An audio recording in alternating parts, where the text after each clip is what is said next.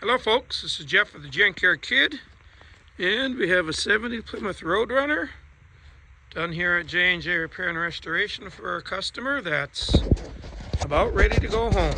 So I figured I'd give you a little walk around, talk about it a little bit, what all was done. Came in here with a 440. It's leaving with the 440 block that is stroked out to 505 cubic inches. Set of trick flow heads, roller cam. Engine makes peak horsepower 620 and peak torque at 650 foot-pounds, so it's a bit of a monster. If I remember right, it starts making 600 foot-pounds of torque at 4,000, and it don't go below 600 foot-pounds till peak horsepower, which is at about 5,700 RPMs. Shoot at 2,500 RPMs, that's already 500 foot-pounds of torque. So just do a little walk around. Color is Sherwood or Martin Senior color called Hemi Violet Metallic. I like to call it a modern interpretation of the Plum Crazy that they came with. We got Willwood disc brakes in all four corners.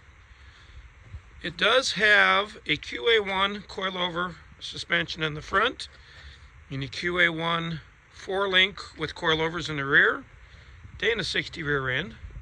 So if the owner wants to exercise them ponies a bit, it's got the drivetrain to take it.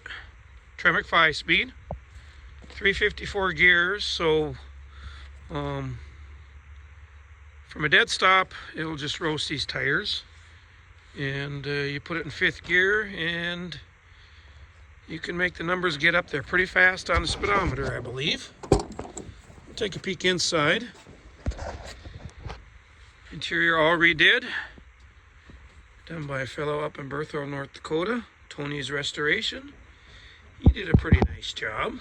Kind of an original type theme.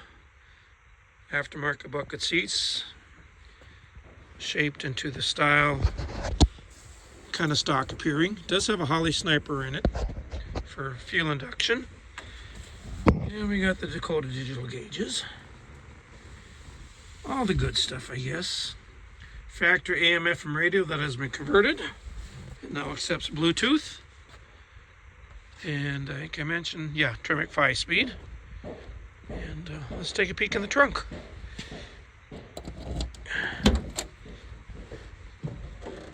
I guess I can take a piece of cardboard out when I was playing with weight.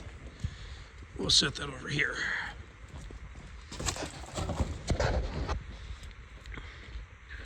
Yeah, trunk's all detailed out. Just some nice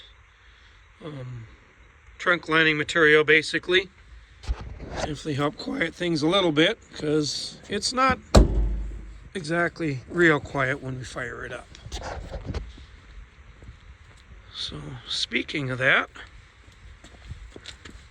we'll shut the hood first.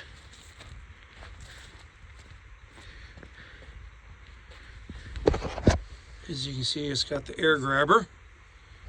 I'm sorry, repairs, but we did have to kind of modify the piece that attached to the bottom of the hood, but it wasn't in perfect shape. Custom stripe on the hood, patterned after the factory style. It's a custom color. Same way. Shut the door here, get the full effect. The dust trail, definitely a one of a kind. We didn't want to stay, and the customer was the one that kind of leaned us toward that, getting away from that. They got kind of a brown with the black swirls, and it just didn't appear that it would look that good against this purple. So we got a kind of a dark charcoal, supposed to be a similar color to what's on the hood stripe. It gives it a nice effect. And no, the bird from original wasn't that color, but being done this way gives it a bit of a pop. It sticks out. Because the bird, I believe, on these was kind of a purple color. So you put that on a purple car, it would just not show up very well. We'll step back, get a full side view of the thing. Got a nice rake. I actually told the customer, since we had it aligned, I think this front's probably settled a good half an inch just from driving it. We probably put 60, 70 miles on it. So it needs the steering wheel straightened anyway. It was off enough where we actually had to disconnect the linkage and straighten the wheel as best as we could. And of course the splines weren't exactly perfect with the universe, so it's off a hair. So he lives in the town where I had it aligned at, which is about an hour from here. So I talked to him, and he'll take care of that once he gets it back. But it's probably a slight bit low in the front. I mean, it looks cool, but you look here, I don't know if you can see it.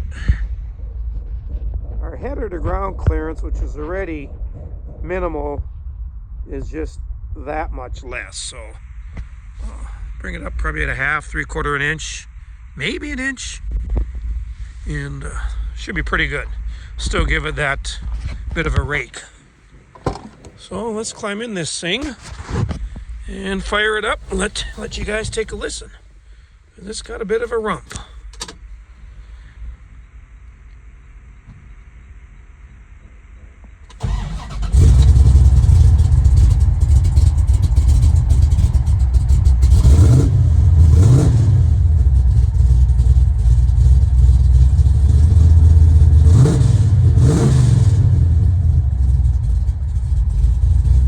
And when you go down the road, the sound's not too bad. It's not too loud.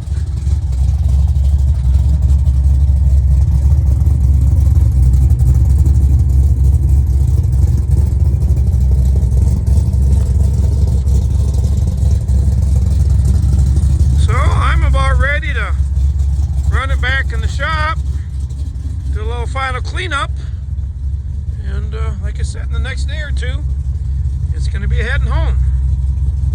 So, oh, also, look at that. I gotta show you what they put on the side of these things on that air grabber. Ain't that cool? Well, till next time, we'll talk to you later.